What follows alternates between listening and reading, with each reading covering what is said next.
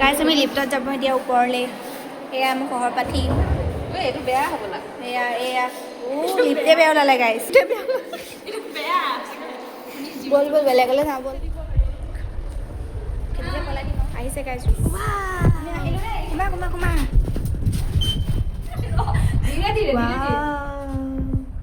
advance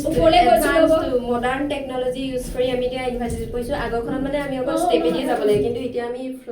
ফ্লাইটত আহিব পাৰিছোঁ লিফ্টত আহিছোঁ গাইছ পালোহি আমি যাওঁ পালফি চলিলে চাই দেখিলে বাইচান্স কালি পেলাই কি হ'ব